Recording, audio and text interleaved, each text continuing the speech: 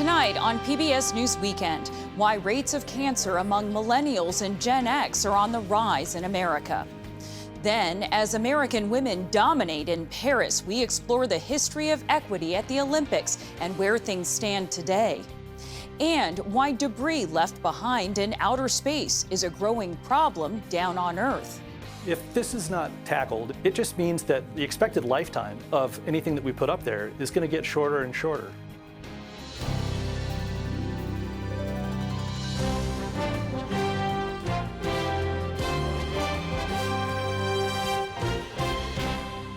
Major funding for PBS News Weekend has been provided by Consumer Cellular. This is Sam. How may I help you? This is a pocket dial. Well, somebody's pocket. Thought I'd let you know that with Consumer Cellular, You get nationwide coverage with no contract. That's kind of our thing. have a nice day.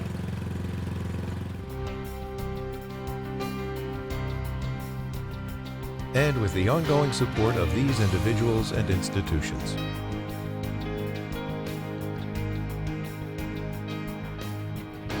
And friends of the NewsHour.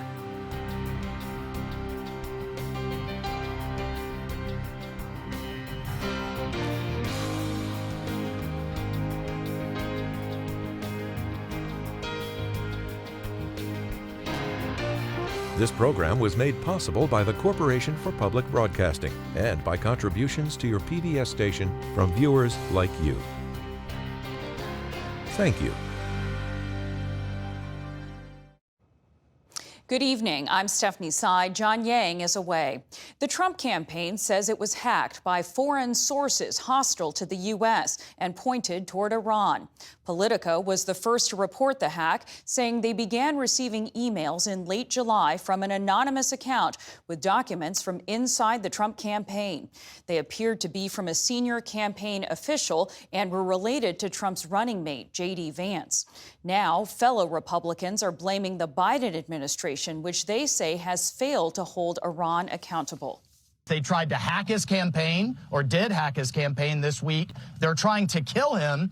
And we know from the intelligence community, Iran doesn't want Trump back. Why? Because he held them accountable. Microsoft reported on Friday it was aware a presidential campaign had been targeted in an attack by Iranian hackers, but did not specify which campaign. The Israeli military says it is searching for multiple terrorists after a deadly shooting in the occupied West Bank. Defense forces say Palestinian gunmen opened fire from inside a car, hitting two Israelis. One was killed, another was wounded. Settler violence is on the rise in the area as the war between Israel and Hamas stretches into its 10th month. Brazilian officials say the remains of all 62 people inside a plane that went down last week in Sao Paulo state have been recovered from the crash site. Families of those killed in the plane crash gathered in Sao Paulo to identify loved ones. The news was heartbreaking for everyone, for his aunts, for his mother. His mother is torn apart. Losing a child is already difficult in any situation, let alone this one. Now, medical examiners will collect DNA samples in order to match those remains to families. Investigators are analyzing flight recorder data, and preliminary results are expected within 30 days. The search is on for the bodies of those killed in a landfill collapse in Uganda. The Red Cross says at least 18 people were killed, including 2 children, after the massive site caved from heavy rain. Those same storms are also slowing rescue teams. The landfill is in an impoverished area where women and children often dig through the piles to find scrap materials they can get paid for. American gymnast Jordan Chiles is in the center of a storm surrounding one Olympic bronze medal. The International Olympic Committee stripped Chiles of the medal today, but the U.S. Olympic Committee says it will appeal the decision. She won bronze last week for her floor routine, but only after her coach questioned the scoring and submitted an inquiry. An inquiry, Olympic officials said, came after the 1-minute time limit for challenging scores. Romanian gymnast Ana Barbosu was elevated back to 3rd place in the competition. The U.S. picked up its final 2 gold medals of the Paris Olympics to close out the Games at the top of the medal table. First, American cyclist Jennifer Valente cruised to victory in the women's Omnium, a multi-race track cycling event. Then, in an adrenaline-filled women's basketball final, Team USA beat France by 1 point. The win was the 8th consecutive title for the women's team and tied the U.S. with China for the most gold medals at 40. And Paris celebrated the closing ceremony with the official handover to Los Angeles for the 2028 Summer Games. Still to come on PBS News Weekend, the push for gender equity at the Olympics, and what is being done to tackle the growing problem of debris left behind in space. This is PBS News Weekend from WETA Studios in Washington, home of the PBS NewsHour, weeknights on PBS. While cancer deaths in the U.S. have decreased in recent years, experts say one age group has seen an overall rise in cancer rates: younger Americans. William Brangham has the latest on these shifting demographics and what can be done to address it. They're called early onset cancers, which means cancer among adults under 50, and they are on the rise. A groundbreaking report from the American Cancer Society looked at rates of 34 different kinds of cancer over several decades and found that 17 of them were more prevalent in millennials and Gen Xers. So what is going on here? Dr. Karen Knudsen is the CEO of the American Cancer Society. Dr. Knudsen, thank you so much for being here. I think the findings in this caught a lot of people by surprise. When you look at the overall study, what stands out most to you? Well, there are some surprises here, but in fact, we've been seeing some early indicators about this rise in cancers at an earlier age over the last several years. Early onset colorectal cancer, I think, was the canary in the coal mine here, where we saw declining incidence in populations in the 65 and above, but rising in those that are 50 and younger. These are ages for which we'd previously not thought about someone being at risk for colorectal cancer. So clearly something is changing. And this new study highlights that, with 50%, as you said, of the studies of the cancers that we looked at on the rise in Gen Xers and millennials as compared to baby boomers. Do we know why this is happening? Because again, the traditional, I'm no oncologist, but the traditional understanding is older people tend to get more cancers. You get cancer as you get older. Why is this happening with younger people? So that is true, not for all, but for most cancers, age is a risk factor. So that is without question true. But when we look at these cancer rates, they are sometimes 2 to 3 times higher in incidence for the Gen X and millennial population as compared to baby boomers. So when we look at those data, we think that the typical risks are still at play. Obesity, 10 of those 17 cancers are linked to obesity. Lifestyle, so a sedentary lifestyle, of course, increases cancer risk, alongside an unhealthy diet, lack of fruits, vegetables, grains, fiber, etc. So we know that those typical cancer risks are at play, but there must be something else because these rates are so different as compared to the previous generation, the baby boomers. One of the things we also are concerned about is if you get cancer, whether or not it ends up ending your life. What do we know about cancer death rates? That's right. So when we actually looked in these 3 different age populations, we could follow cancer mortality as well in a subset of them. And we saw 5 actually that were of increased mortality rates in Gen X and millennial populations. It was liver cancer specifically for women, uterine cancer, gallbladder cancer, testicular cancer, which is not a cancer of aging, and colorectal cancer, which we talked about. So these leave then open questions for which more cancer research will be needed in order to address. And we can speculate as to what are some of these additional exposures that someone may have been subject to, or could it be a compendium of exposures, diet, and lifestyle? What I would say is that what we know right now is of all the cancers that we track every year, our own research estimates that up to 40% of them are preventable due to behavior modification. Things like having that healthy diet, staying active, maintaining a healthy body weight. Of course, don't smoke, limit alcohol, and get screened. So we know that early detection saves lives, and that increased survivorship is, of course, something that is well within means for screenable cancers. On that issue of screening, given what this study reflects, do you think we ought to be changing the guidance that we give to not just to doctors, but to individuals as far as when you get checked, how often you get checked? Such an important question. So it's important to remember that screening is not just about your age. That's one portion, but it's also about your genetics, if you know it, your family history, your own medical history, and your risk of exposures. So never too early to, when you are at your physician, ask and take ownership of it on your own. What is the right screening plan for me? So that all of those different criteria can be taken into account.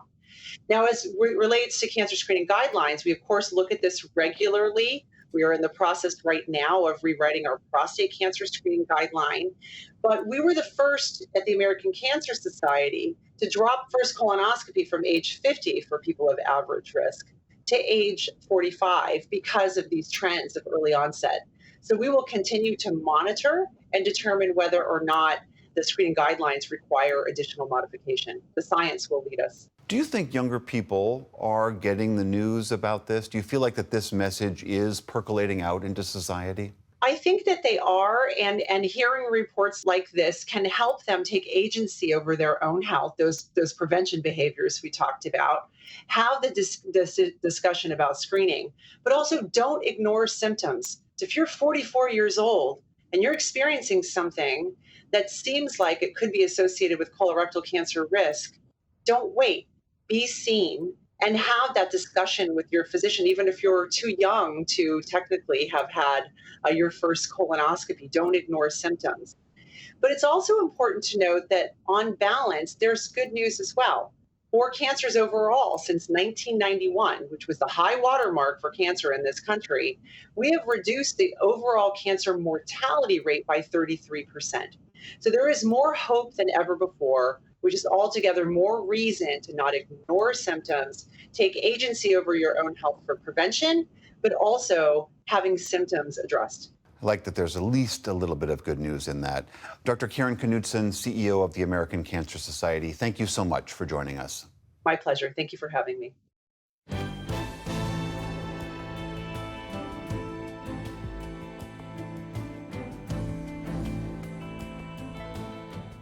We turn now to the skies, where it's not just the moon orbiting the Earth. Laura Barone-Lopez reports on the growing problem of human-made debris in space. Mankind's trash litters our planet from local parks to the depths of the ocean. But it's not just on Earth. Debris from everything we've launched into space since the 1950s is clogging Earth's orbit. That space junk is threatening our technology down here and up there. For more on what's at stake and how we can manage space junk going forward, we turn to Marcus Holzinger, professor of aerospace engineering at the University of Colorado Boulder. Professor Holzinger, thank you so much for joining. When we say space junk or space debris, what exactly are we talking about and how much is in Earth's orbit? Great question. So when we're talking about space debris, we're talking about mostly anthropogenic or human-made pieces of debris. So these are defunct satellites, rocket bodies that have been expended and left up in orbit, as well as parts of spacecraft or parts of rocket bodies that have been up there now for in excess of 50 years and even all the way up to the current time. There are about 40,000 objects that we're tracking right now on orbit, but there are a lot of objects that are much too small for us to actually track. And some estimates put that number between 500,000 and 1 million objects up there, some almost the size of a softball, and of course others getting down to the size of flecks of paint. And how much of our technology and infrastructure depends on access to the satellites up there, and how does the space debris impact that? So there are a couple of really big important things to remember. Number one is that our lives as they exist right now cannot exist without continued access to space and low Earth orbit. Most of our weather prediction activities come from satellites taking pictures from low Earth orbit. A lot of our infrastructure in terms of timing or GPS also directly comes from spacecraft up on orbit. If you can imagine a day without space, imagine a day where none of your credit cards work, or you have no idea when to actually harvest foodstuffs to avoid, for example, a big thunderstorm or hailstorm. So really, it's no exaggeration to say that it is absolutely true that the modern way of life depends greatly upon continued access to space. So essentially, all of this junk up there could really eventually harm our day-to-day lives. I mean, does the size of that space junk up there matter? It does. There are a couple different ways to think about that. In some orbits, the density of space debris is high enough to where the rate of close approaches or potential collisions is such that continued collisions would actually cause cascading creation of debris and further collisions. That's famously known as the Kessler syndrome. In most orbits, that's currently not the problem, although, to be clear, a wide variety of spacecraft that are crewed actively engage in avoidance maneuvers. So, for example, the International Space Station engages in a wide variety of avoidance maneuvers each and every year. Private space companies now are launching satellites bigger than we've seen before. And many countries are looking to space to expand military capabilities. So that means more launches and more debris up there. What needs to be done to ensure that Earth's orbit is not continuously cluttered? There are a combination of things that we can do. So number one, when we launch spacecraft, it behooves us to enable those spacecraft or to build those spacecraft so that they have the capability to deorbit themselves or to put themselves into retirement or graveyard orbits. Another thing that is really beneficial is when we have open communication between commercial and national operators in terms of what their current orbits are, so that more accurate collision avoidance maneuvers can be made. It would be a really terrible thing to execute a collision avoidance maneuver only to increase your risk from colliding with another object. Now, the other things that we can do are more political in nature. This is one of those problems where you have a number of commercial and national actors who all get benefit from placing objects up in orbit, up in space. This is one of those shared commons problems where you have a resource or a capacity to put things up on orbit, and marginal use by one actor can potentially degrade the environment. And so it's something where we have to have a lot of open communications and hopefully consensus amongst international actors and corporations. You're saying that this is political as well as a diplomatic issue. So ultimately, whose problem is it to solve? Well, that's a great question. It is something that the United States government takes very seriously, and there are active efforts to be good citizens on the part of the portion that the United States engages in space. So, for example, the FCC has recently put out guidance to have spacecraft deorbit in 5 years, whereas previously the requirement had been 25 years. So there are active things that we're doing here in the United States to be good international citizens and to keep space as free as possible of debris so that we can continue to enjoy the benefits that we currently get from space.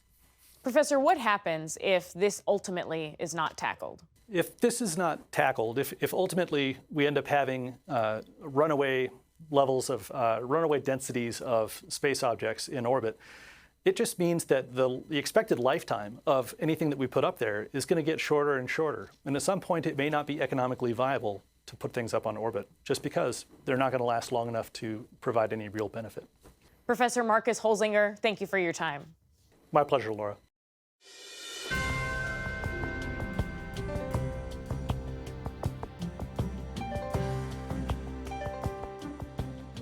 This year's Olympic Games were a tour de force for American women, bringing home 26 gold medals and racking up 17 more medals than the men.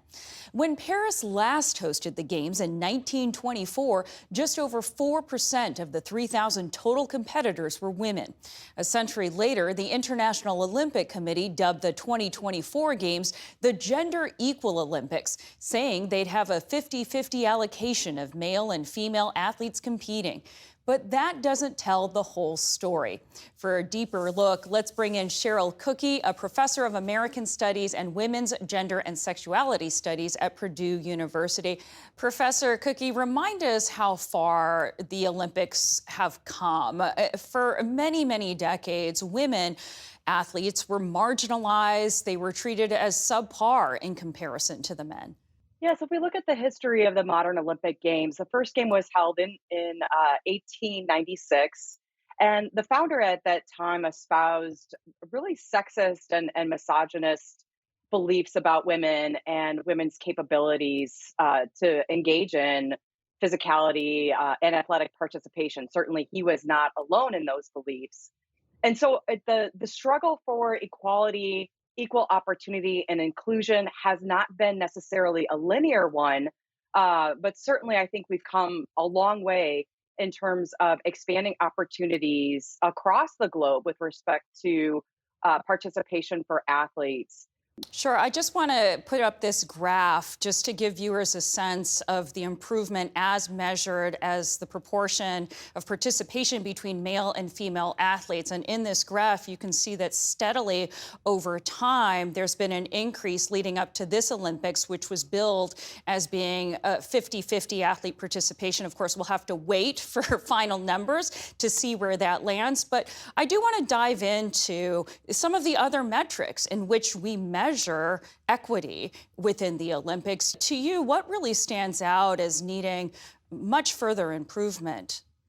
Yeah, I think the International Olympic Committee is certainly invested in expanding opportunities for women, not just at the athlete level, but also in terms of coaching. If we look at the percentage of coaches that are coming into the Olympics, I believe the last data that I was able to find was from the Tokyo Olympics, and I want to say there was about 13% of coaches at the Games were women. We have not had a woman president of the International Olympic Committee. Media coverage, the Olympics here in the United States, this is one time of the year where we tend to see real equitable coverage of men's and women's events and male and female athletes. And certainly I think that that's been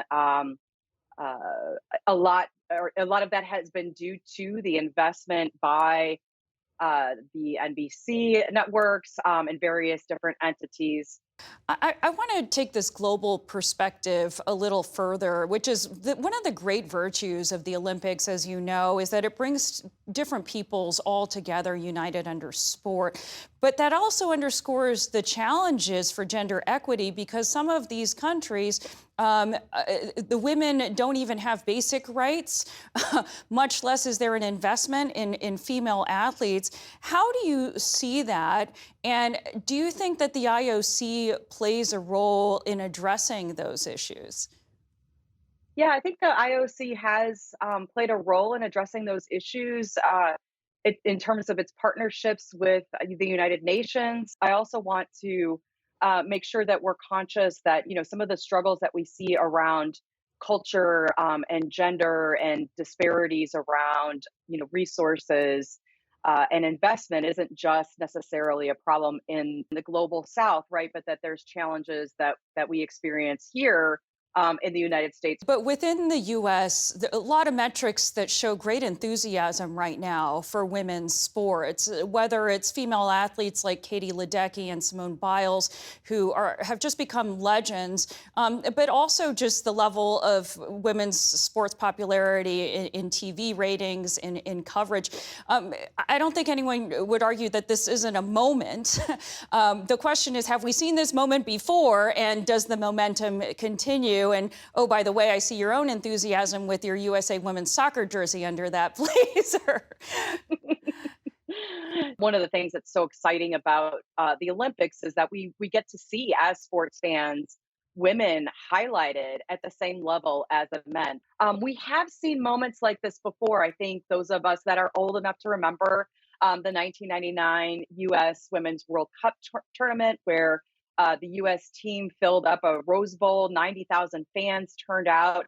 And there was a lot of conversation at the time about whether or not that was a turning point in women's sports, whether we were going to see an explosion in growth and investment and resources. And certainly, 25 years later, maybe what we're seeing now is the kind of that those hopes and dreams coming to fruition in very real and tangible ways. And so I'm not typically an optimist, but this is one moment in my career where I actually feel hopeful for the future. I do think that this moment is different in key ways with respect to businesses and companies and corporations investing in women's sports. The other thing that I think is different about this moment is that we have a generation of women athletes who are invested in taking their own money and their own time and their own knowledge and directing it towards advancing women's sports. And so we have this critical mass of not only fans who are clamoring for women's sports, but folks across the sports industry, women's sports spaces, who are really investing important resources into women's sports. And so I'm hopeful that this is just the start of a beginning of a new era for women's sports. Professor Cheryl Cooke of Purdue University, thanks so much for joining us with your insights. Thank you so much for having me.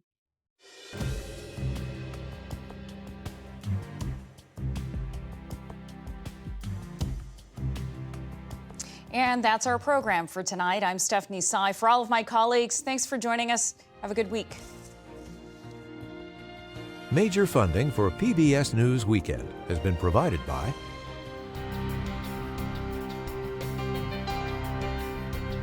and with the ongoing support of these individuals and institutions.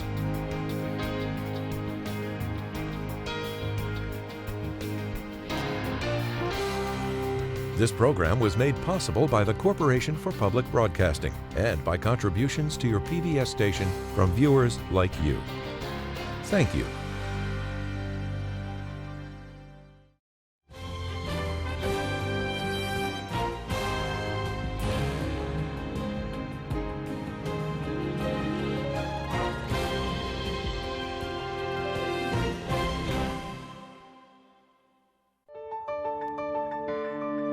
You're watching PBS.